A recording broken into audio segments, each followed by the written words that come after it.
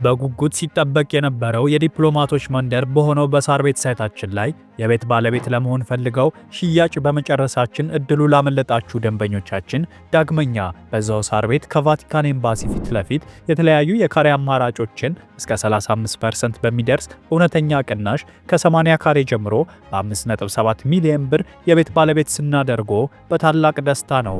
በተጨማሪም ቤተ መንግስት አቅራቢያ ያደረገውና የብዙሃኖች ትዝታ በያዘው በአቧሬ አዲሱ ሳይታችን ላይ ከባለ አንድ መኝታ ጀምሮ የመኖሪያ ቤቶችንና የንግድ ሱቆችን ደግሞ ከፈለጉ በኢንዱስትሪ መንደር በሆነው በገላን ባወጣረው ትልቅ የገበያ ማዕከላችን ላይ በጠቅላላ ዋጋ ከ2.6 ሚሊዮን ብር ጀምሮ የሱቅ ባለቤት ይሁኑ። ያለን ቦታ ውስን በመሆኑ እንዳያመልጦ። ለበለጠ መረጃና ለሳይት ጉብኝት ከታች በምናስቀምጠው ስልክ ይደውሉ።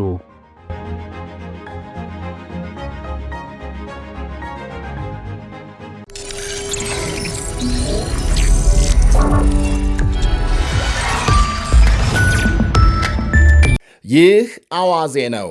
የዕለቱን ዋና ዋና ጉዳዮች እናቀርባለን። በላይ በቀለ ነኝ። የኢራን መሪዎች የተነሳባቸውን ሕዝባዊ አመፅ በኃይል በመጨፍለቅ በመግደልና በማሰር ለጊዜውም ቢሆን ዝም ማሰኘት ችለዋል። የአመፁ ዋነኛ መነሻ የሆነው የገንዘብ መዳከም፣ የዋጋ ግሽበትና የኑሮ ውድነቱ ግን ሽቅብ እንደወጣም አልተመለሰም። አሁን በኢራን የዕለት ተዕለት ሸቀጥና ምግብ ለመግዛት ትልቅ ፈተና እየሆነ መጥቷል ይላል የአልጀዚራው ዘጋቢ።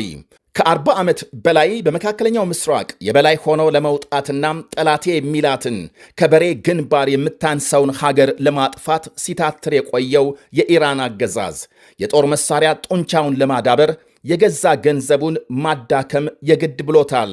ዛሬ ማጣፊያው አጥሮ ሕዝብ ብሶት አስገድዶት አደባባይ ቢወጣም አሸባሪ ነህ ተብሎ እየተገደለና እየታሰረ ነው። ሕዝብ ተሳስቶ አያውቅም። የኑሮ ውድነቱ፣ ሙስናና ደካማ አስተዳደር ስር ሰዶ ግልጽ በሚታይበት ሁኔታ አደባባይ የወጣኸው ጠግበህ እንጂ ሌላማ ምን ጎሎብህ ተብሎ በጥይት ይመታል፣ ይታሰራል። ስደተኛው ፖለቲከኛም ሬዛ ፓላቪ ካሰራጩት ጽሑፍ የተወሰደ ነው።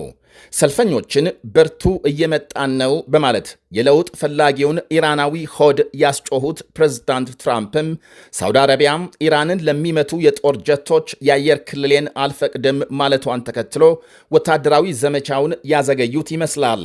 በእርግጥም የኢራን መንግሥት ያሰራቸውን ሰልፈኞች በሞት እንደሚቀጣም ትላንት ማስታወቁን ተከትሎ በርካታ ሀገሮች ያሰሙት ውግዘትና ትራምፕም አድርገውናም የመጨረሻችን ይሆናል ያሉበት ማስጠንቀቂያም አስፈርቶት ይሁን አይታወቅም እስካሁን ሰልፈኞች ላይ ሞት አልፈጸመም። ትላንት ምሽት የሞት ፍርድ ተፈጻሚ ይሆንበታል የተባለው የ26 ዓመቱ ኤርፋን ሶልታኒ የሞት ቅጣት ላልተወሰነ ጊዜ እንዲዘገይ መደረጉ የኢራን መሪዎችን ማፈግፈግ የሚያሳይ ነው ይላሉ በርካታ ወገኖች። የኢራን ውጭ ጉዳይ ሚኒስትር አባስ አራክቺ እንደውም እስረኞችን በሞት የመቅጣት ዕቅድ የለንም በማለት ዛሬ ተከራክረዋል። ፕሬዝዳንት ትራምፕም ቢሆኑ ሰልፈኞችን በሞት እንደማይቀጡ የኢራን ባለሥልጣናትን ጠቅሰው ቀደም ሲል ለሪፖርተሮች ገልጸዋል። ኤርፋን ሶልታኒ ለጊዜው ሞት ቢቀርለትም ያለበት ሁኔታ በጣም እንደሚያሳስባቸው ዘመዶቹ ለቢቢሲ ተናግረዋል። ከቤተሰብና ከጠበቃ እንዳይገናኝ መከልከሉን፣ የት እንደታሰረ እንኳን እንደማያውቁ የልብስ መደብር ባለቤት የሆነው ሶልታኒ በሚኖርበት ምዕራብ ቴሄራን ከተካሄደም ሰልፍ ጋር በተገናኘ ባለፈው ሐሙስ መታሰሩን አመልክተዋል። ይህ በእንዲህ እንዳለ አሜሪካና ብሪታንያም ዜጎቻቸው ወደ እስራኤል እንዳይጓዙ ማስጠንቀቂያ ማውጣታቸው ተሰምቷል። በኢራንና በእስራኤል እንዲያም ሲል ከአሜሪካ ጋር ትልቅ ፍጥጫ መፈጠሩን ተከትሎ ሲሆን ኢየሩሳሌም የሚገኘው የአሜሪካ ኤምባሲ በአካባቢው በቀጠለው ውጥረት ሳቢያም የአሜሪካ ዜጎች ወደ እስራኤል እንዳይጓዙ አሳስቧል። የብሪታንያ ውጭ ጉዳይ መስሪያ ቤትም ዜጎቹ በጣም ወሳኝ ጉዳይ ካልሆነ በስተቀር እግራቸውን ወደ እስራኤል እንዳያነሱ አስጠንቅቋል። በቀጠናው የተነሳው ውጥረት እየተባባሰ በመሆኑ በቀጣይ ምን ሊፈጠር እንደሚችል አይታወቅም ብሏል መስሪያ ቤቱ። ራሷም ብሪታንያም፣ ህንድ፣ ጣሊያን፣ ስፔንና ፖላንድን ጨምሮ በርካታ ሀገሮች በኢራን ያሉ ዜጎቻቸው ለቀው እንዲወጡ አስጠንቅቀዋል። ብሪታንያም ዜጎቿ እንዲወጡ ከማስጠንቀቅ በተጨማሪ ቴሄራን የሚገኝ ኤምባሲዋን በጊዜያዊነት መዝጋቷን ስታስታውቅ፣ ፓኪስታንም ኢራን ውስጥ ትምህርት ላይ ያሉ ዜጎቿም በአስቸኳይ እንዲወጡ ጠይቃለች። በሳውዲ የአሜሪካ ኤምባሲ ሰራተኞቹና የአሜሪካ ዜጎች ራሳቸውን እንዲጠብቁ ሲመክር፣ በባህሬን የፈረንሳይ ኤምባሲም በኢራን ያለው ሁኔታ አሳሳቢ በመሆኑ በባህሬን ያሉ ዜጎቹ ካላስፈላጊ እንቅስቃሴ እንዲቆጠቡ አሳስበዋል። የአሜሪካና የብሪታንያ ባህር ኃይል በባህሬን እንደሚገኙ ይታወቃል። ሉፍታንዛም ወደ እስራኤል በቀን ካልሆነ በምሽት በረራ ማቆሙን ሲያስታውቅ፣ በሉፍታንዛ የታቀፉ የስዊዝ የኦስትሪያና የብራሰልስ አየር መንገዶችም ተመሳሳይ እርምጃ ወስደዋል። የአውሮፕላን ሰራተኞች ቴልአቪቭ አርፈው ሳያድሩ በመጡበት ይመለሳሉ ተብሏል። አየር መንገዶቹ ላልተወሰነ ጊዜ በኢራንና በኢራቅ አየር ክልል መብረራቸውን እንደሚያቆሙ ገልጸዋል። አንድ ቦታ የሚነሳ ጦርነት ወይም ውዝግብ በተዘዋዋሪ ሌላውንም የዓለም ክፍል እንደሚነካ ማሳያ ነው ብለዋል ለሮይተርስ ቃላቸውን የሰጡ ታዛቢዎች። በሌላ ዜናም አሜሪካም ከ12 በሚልቁ የኢራን ኩባንያዎችና ግለሰቦች ላይ ማዕቀብ መጣሏ ይሰማል። መሠረታቸውን ዱባይ፣ ሲንጋፖር፣ ብሪታንያና ኢራን ያደረጉ 12 ኩባንያዎች ላይ ነው ማዕቀብ የተጣለው ተብሏል። 11 የኢራን ዜጋ በሆኑ ግለሰቦች ላይ ማዕቀብ ማረፉ የተነገረ ሲሆን የማዕቀቡ ዝርዝር የኩባንያዎቹ ማንነት አልተገለጸም። የኢራን ፕሬዝዳንት ማሱድ ፒዜክሺያን ሙስናን ለመዋጋትና የተዳከመውን የገንዘብ አቅም ለማሻሻል ቃል ሲገቡ፣ የሀገሪቱ ብሔራዊ ዘብ በበኩሉ የውጭ ጥቃት ለመከላከል በከፍተኛ ተጠንቀቅ መቆሙን ዛሬ አስታውቋል። የተባበሩት መንግስታት ጸጥታው ጥበቃ ምክር ቤት በኢራን ውጥረት ላይ ለመነጋገር ማምሻውን እንደሚሰበሰብ ሲጠበቅ፣ የኤላን መስክ ኩባንያም ስታርሊንክ ኢራን ውስጥ የኢንተርኔት አገልግሎት በነፃ ማቅረቡ ተነግሯል። የመንግስታቱ ድርጅት ጸጥታው ጥበቃ ምክር ቤት የምሽቱ ስብሰባም በአሜሪካ ጠያቂነት የሚካሄድ ሲሆን፣ በኢራን ህዝባዊ ተቃውሞ ከ2000 በላይ ሰልፈኞች ስለመገደላቸውና ስለ ሀገሪቱ ሁኔታ ይወያያል ተብሎ ይጠበቃል።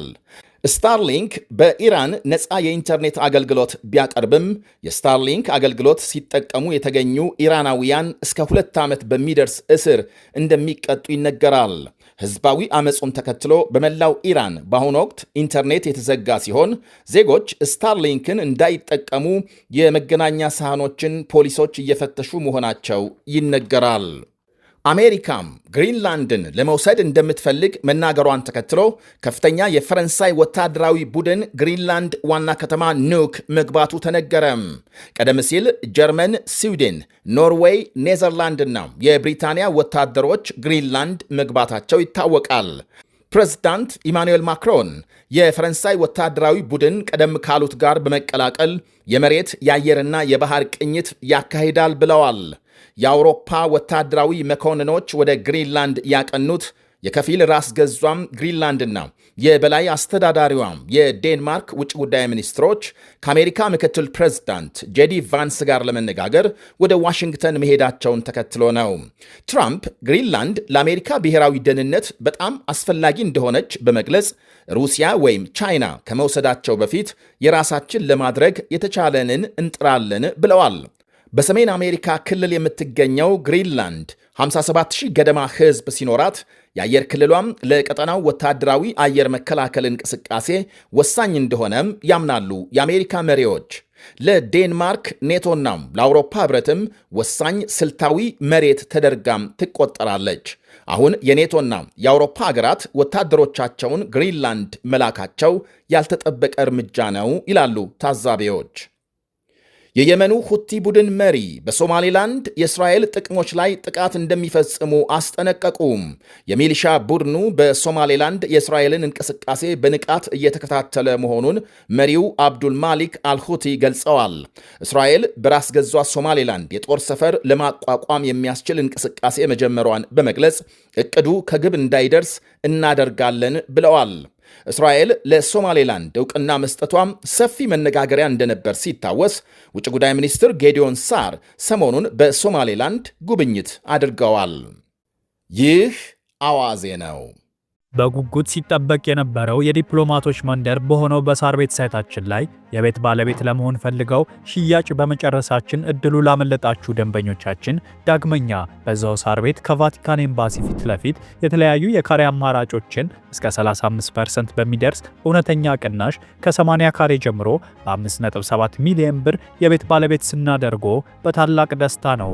በተጨማሪም ቤተ መንግስት አቅራቢያ ያደረገውና የብዙሃኖች ትዝታ በያዘው በአቧሬ አዲሱ ሳይታችን ላይ ከባለ አንድ መኝታ ጀምሮ የመኖሪያ ቤቶችንና የንግድ ሱቆችን ደግሞ ከፈለጉ በኢንዱስትሪ መንደር በሆነው በገላን ባወጣነው ትልቅ የገበያ ማዕከላችን ላይ በጠቅላላ ዋጋ ከ2.6 ሚሊዮን ብር ጀምሮ የሱቅ ባለቤት ይሁኑ። ያለን ቦታ ውስን በመሆኑ እንዳያመልጦ። ለበለጠ መረጃና ለሳይት ጉብኝት ከታች በምናስቀምጠው ስልክ ይደውሉ።